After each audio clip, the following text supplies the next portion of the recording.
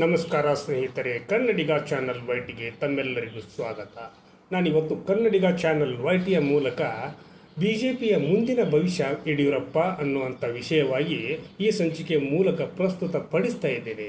ನಿಜಕ್ಕೂ ಕೂಡ Yediyurappa B J ಪಿಗೆ ಅನಿವಾರ್ಯವೇ ಅನ್ನುವಂಥ ವಾತಾವರಣವು ಕೂಡ ಬಿ ಜೆ ಪಿ ವಲಯಗಳಲ್ಲಿ ಹರಿದಾಡ್ತಾ ಇರೋದಂತೂ ಸತ್ಯ. ಹಾಗಿರುವಾಗ ವಿಜೇಂದ್ರರನ್ನು ಭಾರತೀಯ ಜನತಾ ಪಕ್ಷದ ರಾಜ್ಯ ಘಟಕದ ಅಧ್ಯಕ್ಷರನ್ನಾಗಿ ಪ್ರೊಜೆಕ್ಟ್ ಮಾಡಿದರೂ ಕೂಡ ಅವರಿಂದ ನಿರೀಕ್ಷಿತ ಮಟ್ಟದ ಒಂದು ಕೆಲಸ ಕಾರ್ಯಗಳು ನಡೀತಾ ಇಲ್ಲವೇನೋ ಅನ್ನುವಂಥ ಭಾವನೆಯಲ್ಲಿ ಕೇಂದ್ರದ ವರಿಷ್ಠ ಬಿ ಜೆ ಪಿ ಮಂಡಳಿ ಇರೋದು ಕೂಡ ಸ್ಪಷ್ಟ.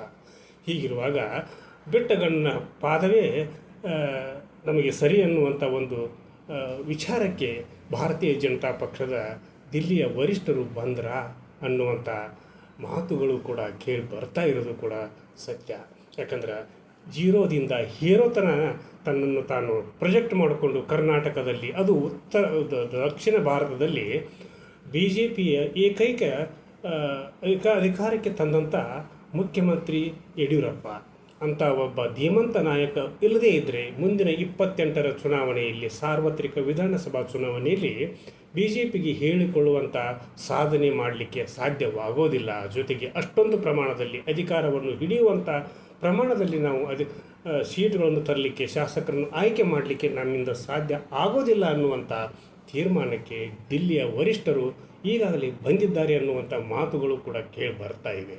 ಹಾಗಿರುವಾಗ ಕರ್ನಾಟಕದ ಬಿ ಜೆ ಪಿಯ ಏಕೈಕ ಧೀಮಂತ ನಾಯಕ, ಅದು ಕೂಡ ಮಾಸ್ ಲೀಡರ್, ಜೀರೋದಿಂದ ಹೀರೋ ಆಗಿರ್ತಕ್ಕಂಥವರು, ಬಿ ಜೆ ಪಿಯನ್ನು ಪ್ರಥಮ ಬಾರಿಗೆ ಅಧಿಕಾರಕ್ಕೆ ತಂದಿರತಕ್ಕಂಥ ಯಡಿಯೂರಪ್ಪ ಇವತ್ತಿಗೂ ಕೂಡ ಬಿ ಜೆ ಪಿಯ ಒಂದು ಶೂನ್ಯ ಸ್ಥಾನವನ್ನು ತುಂಬಬಲ್ಲರು ಅನ್ನುವಂಥ ಒಂದು ಮಾತುಗಳು ಕೂಡ ಹರಿದಾಡ್ತಾ ಇರೋದು ಕೂಡ ವರಿಷ್ಠ ಮಂಡಳಿಯಲ್ಲಿ ಅನ್ನೋದನ್ನು ಕೂಡ ಅರ್ಥ ಮಾಡಿಕೊಳ್ಬೇಕು.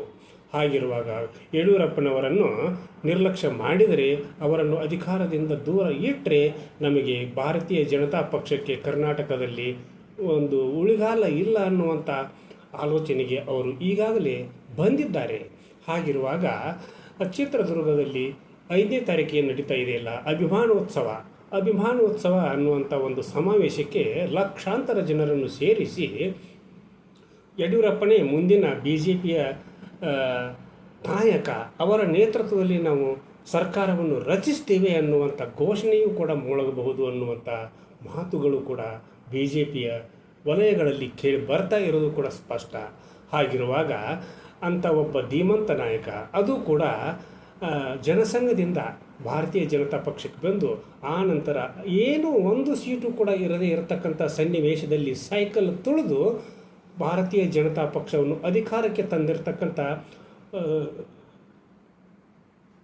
ಭಾರತದ, ಅದು ಕೂಡ ದಕ್ಷಿಣ ಭಾರತದ ಏಕೈಕ ಮುಖ್ಯಮಂತ್ರಿ ಆಗಿದ್ದಂಥ ಯಡಿಯೂರಪ್ಪನವರ ಒಂದು ಹಿರಿಮೆ, ಗರಿಮೆ ಹಾಗೂ ಅವರಲ್ಲಿರ್ತಕ್ಕಂಥ ಛಲ, ಅವುಗಳೆಲ್ಲವುಗಳನ್ನು ಕೂಡ ನಾವು ಮೆಚ್ಚಲೇಬೇಕು. ಜೊತೆಗೆ ಅವರ ಎಲ್ಲ ಒಂದು ಛಲದ ಗುಣಗಳನ್ನು ಹಾಗೂ ಅವರು ಅಧಿಕಾರಕ್ಕಾಗಿ ಮಾಡಿರ್ತಕ್ಕಂಥ ಕೆಲಸ ಕಾರ್ಯಗಳನ್ನು ಹಾಗೂ ಭಾರತೀಯ ಜನತಾ ಪಕ್ಷವನ್ನು ಕರ್ನಾಟಕದಲ್ಲಿ ಬೆಳೆಸಿರ್ತಕ್ಕಂಥ ಒಂದು ದಿಟ್ಟತನವನ್ನು ಬಿ ಜೆ ಪಿ ಪಕ್ಷ ಎಂದೂ ಕೂಡ ಮರೀಲಿಕ್ಕೆ ಸಾಧ್ಯವೇ ಇಲ್ಲ ಅನ್ನುವಂಥ ಮಾತುಗಳು ಕೂಡ ಸ್ಪಷ್ಟ.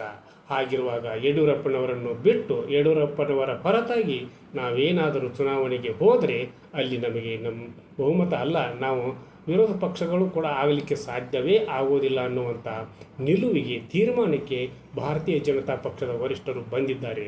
ಹಾಗಿದ್ದಾಗ ಮಾತ್ರ ಭಾರತೀಯ ಜನತಾ ಪಕ್ಷದ ಕೇಂದ್ರ ನಾಯಕರಾಗಿರ್ತಕ್ಕಂಥ ಅಮಿತ್ ಶಾ ಅವರು ಅಭಿಮಾನೋತ್ಸವ ಕಾರ್ಯಕ್ರಮಕ್ಕೆ ಚಿತ್ರದುರ್ಗಕ್ಕೆ ಬರ್ತಾ ಇದ್ದಾರೆ. ಬಂದಾಗ ಅವರ ಬಾಯಿಂದಲೇ ಈ ಯಡಿಯೂರಪ್ಪನವರ ಒಂದು ಗುಣಗಾನವೂ ಕೂಡ ಆಗಲಿದೆ. ಜೊತೆಗೆ ಅವರನ್ನೇ ಮುಂದಿನ ಚುನಾವಣೆಯಲ್ಲಿ ನಮ್ಮ ನಾಯಕ ಅನ್ನುವಂಥ ಘೋಷಣೆಯೂ ಕೂಡ ಮೊಳಗಲಿದೆ ಅನ್ನುವಂಥ ಮಾತುಗಳನ್ನು ಈ ಸಂದರ್ಭದಲ್ಲಿ ಕನ್ನಡಿಗ ಚಾನಲ್ ವೈಟಿಯ ಮೂಲಕ ನಾನು ಸ್ಪಷ್ಟವಾಗಿ ಹೇಳಲಿಕ್ಕೆ ಬಯಸಿದ್ದೇನೆ.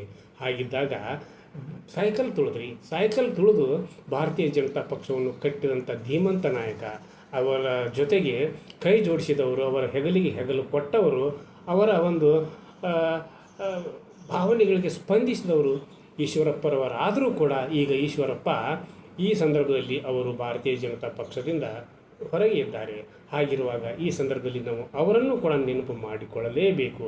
ಆಮೇಲೆ ಅವರನ್ನು ಕೂಡ ಭಾರತೀಯ ಜನತಾ ಪಕ್ಷಕ್ಕೆ ತಂದರೆ, ಮತ್ತೊಮ್ಮೆ ಕರೆದು ತಂದರೆ ಅವರಿಂದಲೂ ಕೂಡ ಭಾರತೀಯ ಜನತಾ ಪಕ್ಷಕ್ಕೆ ಒಳ್ಳೆಯದಾಗ್ತದೆ ಅನ್ನುವಂಥ ಮಾತುಗಳು ಕೂಡ ಕರ್ನಾಟಕದ ಭಾರತೀಯ ಜನತಾ ಪಕ್ಷದ ವಲಯಗಳಲ್ಲಿ, ಮುಖಂಡರಲ್ಲಿ ಹಾಗೂ ಕಾರ್ಯಕರ್ತರಲ್ಲಿಯೂ ಕೂಡ ಹರಿದಾಡ್ತಾ ಇರೋದಂತೂ ಸ್ಪಷ್ಟ. ಹೀಗಿರುವಾಗ ಯಡಿಯೂರಪ್ಪ ಮುಂದೆ ಮತ್ತೊಮ್ಮೆ ಕರ್ನಾಟಕದ ಮುಖ್ಯಮಂತ್ರಿಗಳು ಆಗಲಿಕ್ಕೆ ಸಾಧ್ಯವೇ ಅನ್ನುವಂಥ ಪ್ರಶ್ನೆಗಳು ಎದ್ದಾಗ ಅವರನ್ನೇ ನೀವು ಪ್ರೊಜೆಕ್ಟ್ ಮಾಡಿದರೆ, ಭಾರತೀಯ ಜನತಾ ಪಕ್ಷಕ್ಕೆ ಅವರೇ ನಮ್ಮ ನಾಯಕ ಅನ್ನುವಂಥ ಒಂದು ಘೋಷಣೆಯನ್ನು ಮಾಡಿದರೆ ಅದು ಸಾಧ್ಯವಿದೆ ಎನ್ನುವಂಥ ಮಾತುಗಳು ಕೂಡ ಕೇಳಿ ಬರ್ತಾ ಇವೆ. ಅದನ್ನೇ ನಾನು ಕನ್ನಡಿಗ ಚಾನಲ್ YTM ಮೂಲಕ ಹೇಳಲಿಕ್ಕೆ ಬಯಸ್ತೀನಿ. ಹಾಗಿರುವಾಗ ಯಡಿಯೂರಪ್ಪನವರನ್ನು ವಿರೋಧ ಮಾಡುವಂಥವರು ಕೂಡ ಭಾರತೀಯ ಜನತಾ ಪಕ್ಷದಲ್ಲಿ ಇದ್ದಾರೆ. ಅವರು ತಮ್ಮ ಸೈದ್ಧಾಂತಿಕವಾಗಿ ವಿರೋಧ ಮಾಡ್ತಾ ಇಲ್ಲ. ಅವರ ತಮ್ಮ ಒಂದು ಅಜೆಂಡನೇ ಇಟ್ಟುಕೊಂಡು ಯಡಿಯೂರಪ್ಪ ಮತ್ತು ಅವರ ಮಗನನ್ನು ವಿರೋಧ ಮಾಡುವಂಥ ಮನಸ್ಥಿತಿಯಲ್ಲಿ ಇದ್ದಾರೆ. ಆದರೆ ಅವರಿಂದ ಅವರು ಮಾಡ್ತಿರ್ತಕ್ಕಂಥ ಆರೋಪಗಳಿಗೆ ಯಾವುದೇ ಸಾಕ್ಷ್ಯಾಧಾರಗಳು ಇಲ್ಲ. ಹಾಗಿದ್ದಾಗ ಅವರನ್ನು ಅಷ್ಟೊಂದು ಗಂಭೀರವಾಗಿ ಪರಿಗಣಿಸುವ ಅಗತ್ಯವೂ ಕೂಡ ಭಾರತೀಯ ಜನತಾ ಪಕ್ಷಕ್ಕೆ ಇಲ್ಲ ಅನ್ನುವಂಥ ವಾತಾವರಣವೂ ಕೂಡ ಇದೆ. ಹಾಗಿರುವಾಗ ಭಾರತೀಯ ಜನತಾ ಪಕ್ಷಕ್ಕೆ ಯಡಿಯೂರಪ್ಪನವರು ಎಷ್ಟು ಮುಖ್ಯವೋ ಅಷ್ಟೇ ಬಿಜಾಪುರದ ಶಾಸಕರಾಗಿರ್ತಕ್ಕಂಥ ಬಸನಗೌಡ ಪಾಟೀಲ್ ಯತ್ನಾಳರು ಕೂಡ ಅಷ್ಟೇ ಮುಖ್ಯ. ಅವರು ಕೂಡ ಹಿಂದುತ್ವದ ಪ್ರತಿಪಾದಕರು. ಅವರನ್ನು ನೀವು ಭಾರತೀಯ ಜನತಾ ಪಕ್ಷದವರು ಆಗಲೇ ಅವರು ಸಸ್ಪೆಂಡ್ ಆಗಿದ್ದಾರೆ. ಅವರನ್ನು ಕೂಡ ನೀವು ಮತ್ತೊಮ್ಮೆ ಭಾರತೀಯ ಜನತಾ ಪಕ್ಷಕ್ಕೆ ಮರಳಿ ಕರೆದು ತಂದರೆ ನಿಮ್ಮ ಭಾರತೀಯ ಜನತಾ ಪಕ್ಷ ಕರ್ನಾಟಕದಲ್ಲಿ ಮತ್ತೊಮ್ಮೆ ಜಯಬೇರಿ ಬಾರಿಸ್ತತಿ ಎನ್ನುವಂಥ ವಾತಾವರಣ ಕರ್ನಾಟಕದಲ್ಲಿ ಇದೆ ಎನ್ನುವಂಥ ಮಾತುಗಳು ಕೂಡ ಕೇಳಿ ಬರ್ತಾ ಇರೋದು ಕೂಡ ಸತ್ಯ. ಹಾಗಿರುವಾಗ ಭಾರತೀಯ ಜನತಾ ಪಕ್ಷ ಈಗಾಗಲೇ ತನ್ನ ಚುನಾವಣಾ ಪ್ರಚಾರಗಳನ್ನು, ಸಭೆಗಳನ್ನು, ಸಮಾರಂಭಗಳನ್ನು ಏರ್ಪಡಿಸ್ತಾ ಇರೋದು ಕೂಡ ಒಂದು ಒಳ್ಳೆಯ ಬೆಳವಣಿಗೆ ಅಂತಲೇ ಆ ಪಕ್ಷಕ್ಕೆ ಹೇಳ್ಬೋದು. ಹಾಗಿರುವಾಗ ಭಾರತೀಯ ಜನತಾ ಪಕ್ಷಕ್ಕೆ ಮತ್ತೊಮ್ಮೆ ಅಧಿಕಾರದ ಗದ್ದುಗೆ ಸಿಗಬೇಕಾದರೆ ಯಡಿಯೂರಪ್ಪ ಮತ್ತು ಬಸನಗೌಡ ಪಾಟೀಲ್ರಂತಹ ಧೀಮಂತ ನಾಯಕರ ಅವಶ್ಯಕತೆ ಇದೆ ಎನ್ನುವಂಥ ಸಂದೇಶದೊಂದಿಗೆ ಇವತ್ತಿನ ಸಂಚಿಕೆಯನ್ನು ಇಲ್ಲಿಗೆ ಮುಗಿಸುವುದಕ್ಕಿಂತ ಪೂರ್ವದಲ್ಲಿ ಕನ್ನಡಿಗ ಚಾನಲ್ YT ಇದು ನಿಮ್ಮೆಲ್ಲರ ಚಾನಲ್ಲು, ಸಮಸ್ತ ಕನ್ನಡಿಗರ ಚಾನಲ್ಲು. ಕನ್ನಡಿಗ ಚಾನಲ್ YTಗೆ ಇಲ್ಲಿವರೆಗೆ ಯಾರು ಸಬ್ಸ್ಕ್ರೈಬ್ ಮಾಡಿಲ್ವೋ ಎಲ್ಲರೂ ಕೂಡ ಸಬ್ಸ್ಕ್ರೈಬ್ ಮಾಡಿರಿ. ಯಾಕಂದರೆ ಹಿಂದಿನ ಸಂಚಿಕೆಗಳನ್ನು, ಮುಂದೆ ಬರ್ತಿರ್ತಕ್ಕಂಥ ಸಂಚಿಕೆಗಳನ್ನೆಲ್ಲವನ್ನು ನೀವು ನೋಡ್ಬೋದು. ಜೊತೆಗೆ ಕಮೆಂಟ್ ಮಾಡಿರಿ, ಜೊತೆಗೆ ಲೈಕ್ ಕೂಡ ಮಾಡಿರಿ ಅಂತ ಕೇಳ್ಕೊಳ್ತಾ ನಾಳಿನ ಸಂಚಿಕೆಯೊಂದಿಗೆ ತಮ್ಮ ಜೊತೆಗೆ ಹಾಜರಾಗ್ತೀನಿ. ಅಲ್ಲಿವರೆಗೂ ನನ್ನ ನಮಸ್ಕಾರ.